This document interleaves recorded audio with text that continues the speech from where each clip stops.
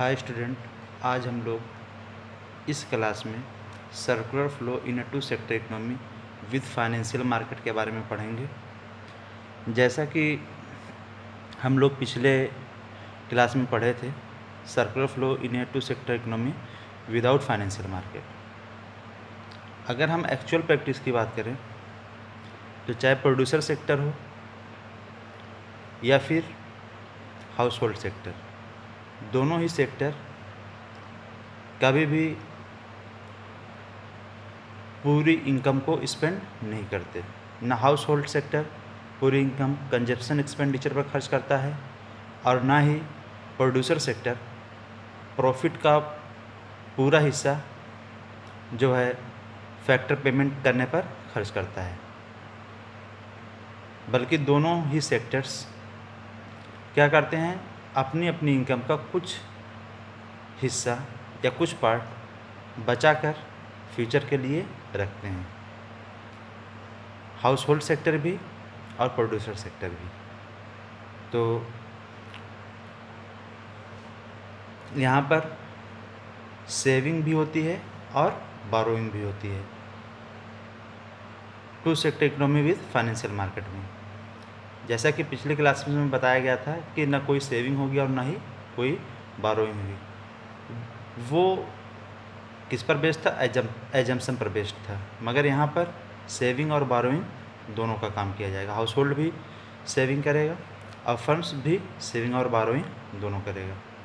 तो जिस तरीके से डायग्राम बना था उसी तरीके से हम लोग यहाँ पर भी डायग्राम ड्रा कर लेंगे। अब देखिए, house hold sector factor services provide करता है फर्म्स को, ठीक उसी तरीके से कर देंगे। फैक्टर सर्विसेज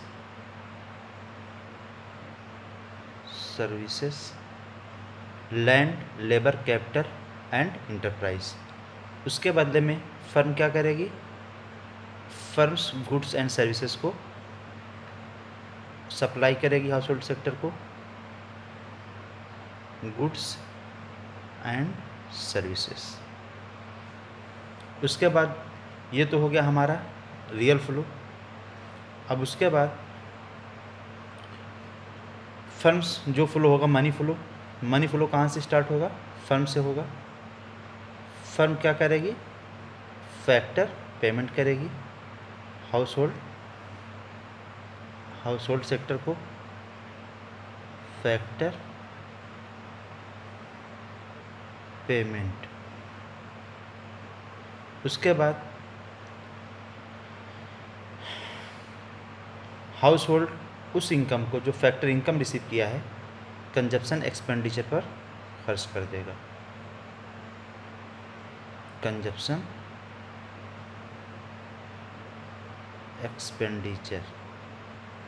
कंजप्शन एक्सपेंडिचर किस पर होगा? गुड्स एंड सर्विसेज पर। फैक्टर पेमेंट फैक्टर सर्विसेज के बदले में दे रही फर्म्स क्या क्या दे रही है? Rent, wages, salary and profit. मगर अभी तक जो फ्लो हो रहा था उसमें कोई भी लीकेज नहीं था। लीकेज का मतलब क्या है कि जो सर्कुलेशन में जो मनी है उसका कम हो जाना। तो यहाँ पर लीकेज होगा। यहाँ पर हाउस होल्ड सेक्टर क्या करेगा? सेविंग करेगा अपनी इनकम का कुछ हिस्सा, सेविंग करेगा। और फर्म भी क्या करेगी? सेविंग भी करेगी फ्यूचर में एक्सपेंशन के लिए, ग्रोथ के लिए, और ज़रूरत पड़ने पर फाइनेंशियल मार्केट से बारोइंग भी करेगी। सेविंग भी करेगी और बारोइंग भी करेगी। तो जो पैसा सर्कुलेशन में होता है, जो मनी सर्कुलेशन में होती है इकोनॉमी में दोनों सेक्टर्स के बीच में, अगर उसमें से जो सर्कुलेशन मनी है उसमें से अगर कुछ अमाउंट सर्कुलेशन से बाहर हो जाता है तो उसको हम लोग क्या बोलते हैं? लीकेज।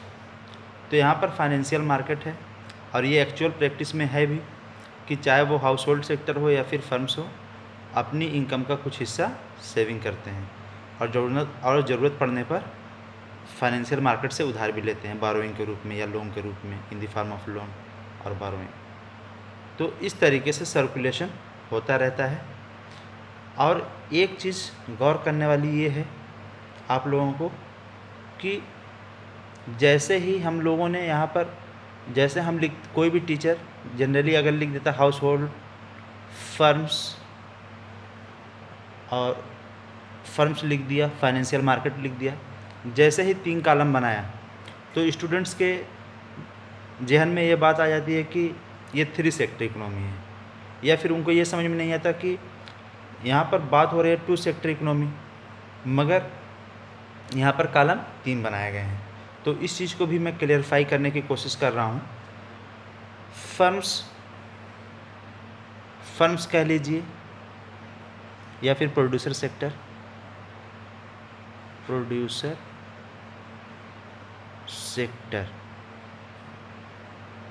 प्रोड्यूसर सेक्टर्स में 2 तरीके की फर्म्स होती हैं, 2 तरीके की इंस्टीट्यूशंस या ऑर्गेनाइजेशन होती हैं। एक क्या मैन्युफैक्चर करती है गुड्स, एक मैन्युफैक्चरिंग कंपनी होती है, मैन्युफैक्चरिंग कंपनी जो क्या करती है गुड्स को प्रोड्यूस करती है, गुड्स, और दूसरी क्या प्रोड्यूस करती है सर्विसेज। अब सर्विसेज में प्रोड्यूसर सेक्टर बहुत सी सर्विसेज प्रोड्यूस करता है, जैसे टेलीकम्युनिकेशन सर्विसेज, ट्रांसपोर्टेशन सर्विसेज, और भी बहुत सी सर्विसेज हैं जो प्रोड्यूसर सेक्टर्स हाउस होल्ड को प्रोवाइड करता है। और इसके साथ ही साथ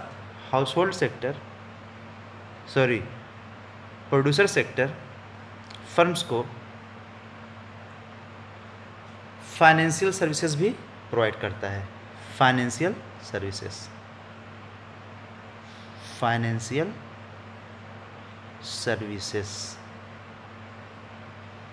तो फाइनेंशियल सर्विसेज भी प्रोवाइड करता है। कौन प्रोवाइड करता है? Producer sector.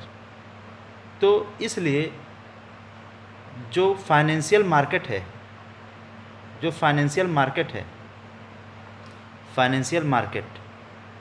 वो फर्म्स का या प्रोड्यूसर सेक्टर का एक पार्ट है।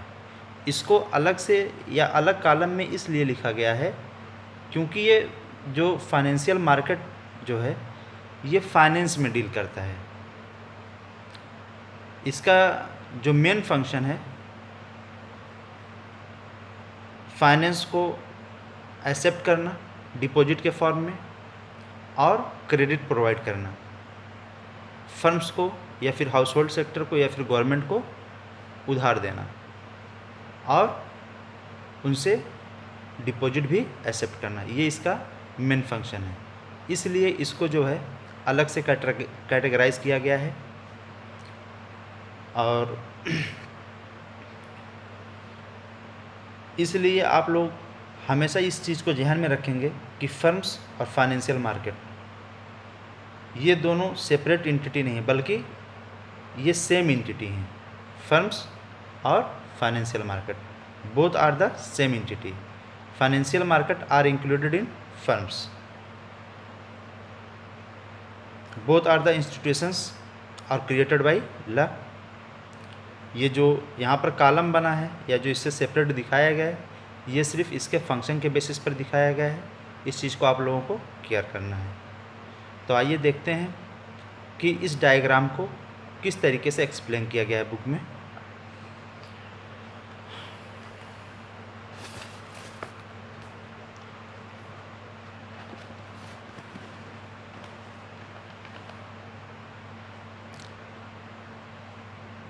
Circular flow in a two-sector economy with financial market. Circular flow in a two-sector economy without financial market assume that there are no saving, that is household spend their entire income on purchase of goods and services, and firms spend all the receipt from sale of goods and services in making factor payments. तो जो simple economy या to sector economy इससे पहले जो हम लोग पढ़े थे उसमें ये एज्यूम कर लिया गया था कि जो भी इनकम होगी वो पूरी की पूरी खर्च कर दी जाएगी, चाहे वो income house hold sector generate करे फैक्टर सर्विसेज प्रोवाइड करके या फिर फर्म्स जो है इनकम जनरेट करे, गुड्स एंड सर्विसेज को बेचकर, दोनों में से कोई भी सेक्टर सेविंग नहीं करेगा। But in actual practice house hold do not spend their entire income on consumption, that is a part of their income is saved.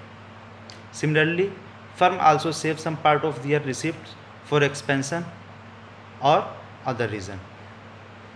Firms also borrow money to finance their expansion program. All saving and borrowing channelized through a financial market.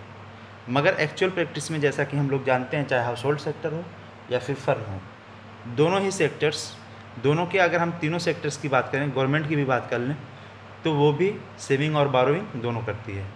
तो actual practice में ऐसा नहीं होता है, saving और borrowing होगा ताकि जो फ्यूचर में जो पर्पज़ है उसको फुलफ़िल किया जा सके। जैसे अगर फर्म अब एक्सपेंसन करना चाहती है और कोई भी लायबिलिटी कॉन्टीजेंट लायबिलिटीज़ के लिए एज ए रिज़र्व रखती है, तो इसके लिए फर्म क्या करती है, सेविंग करती है। इसी तरीके से हाउस होल्ड सेक्टर भी, अगर हाउस होल्ड सेक्टर का कोई पर्पज़ है या कोई मतलब इन फ्यूचर कोई कॉन्टीजेंट लायबिलिटीज़ अराइज होती है, तो उसको ख़त्म करने के लिए लायबिलिटी को जो है राइट ऑफ करने के लिए वो कुछ ना कुछ सेविंग करता है। और उस साथ ही साथ कुछ पर्पज़ होते हैं, पर्सनल या इंडिविजुअल पर्पज़ होते हैं, उसको भी फुलफ़िल करने के लिए हम एज ए प्रोड्यूसर या एज ए हाउस होल्ड हम जो है सेविंग की जाती है। और ये सारी एक्टिविटीज़ या प्रोसेस किसके ज़रिए चैनलाइज की जाती है, फाइनेंशियल मार्केट के ज़रिए। फाइनेंशियल मार्केट के ज़रिए ये सब काम होता है, सेविंग और बोरोइंग का। तो फाइनेंशियल मार्केट क्या है, एक मीडिएटर है और बहुत ही इंपॉर्टेंट रोल प्ले करता है किसी भी इकोनॉमी में। Financial market refer to an institutions. देखिए यहाँ पर भी लिख दिया गया, फाइनेंशियल मार्केट क्या है, एक इंस्टीट्यूशंस है, एक संस्था है। जिस तरीके से फर्म एक संस्था होती है उसी तरीके से, मगर इसमें जो इंस्टीट्यूशंस आते हैं वो हैं बैंक है, इंश्योरेंस हैं, और जितनी भी फाइनेंशियल नेचर की कंपनीज होती हैं वो सब इसमें इंक्लूड की जाती हैं। विच ट्रांजेक्ट इन लोनेबल फंड। इनका जो मेन फंक्शन होता है वो लोनेबल फंड, मतलब अदर सेक्टर्स को उधार देना, उनसे जो है डिपॉजिट एक्सेप्ट करना, ये इनका मेन फंक्शन होता है। Saving of household accumulated in the financial market and are utilise by the firms for investment purpose, so the circular flow of income continues as shown in the diagram. तो saving जो होती है house hold की, वो कहाँ पर accumulate होती है, वो होती है फाइनेंशियल मार्केट में। जितने भी हाउस होल्ड सेक्टर हैं, जो लोग अपनी टोटल सेविंग को क्या करते हैं, जमा करते हैं फाइनेंशियल मार्केट में, वो फाइनेंशियल मार्केट में एक्यूमुलेट हो जाती है, इकट्ठा हो जाती है। और उस सेविंग को कौन यूटिलाइज़ करता है, फर्म करता है, इन्वेस्टमेंट करती है, उससे उस पैसे का इन्वेस्टमेंट करती है। और कहाँ से बोरो करती है, फाइनेंशियल मार्केट से। और जो भी अमाउंट वो अर्न करती है, जो भी सरप्लस अमाउंट होता है, उसको प्रोड्यूसर सेक्टर या फर्म सेविंग भी करती है। तो इस तरीके से सर्कुलर फ्लो चलता रहता है। और मैं उम्मीद करता हूँ कि आप लोगों को ये टॉपिक सही तरीके से समझ में आ गई होगी। नेक्स्ट क्लास में हम और भी क्लोज इकोनॉमी के बारे में डिस्कस करेंगे। Thank you very much for watching this video.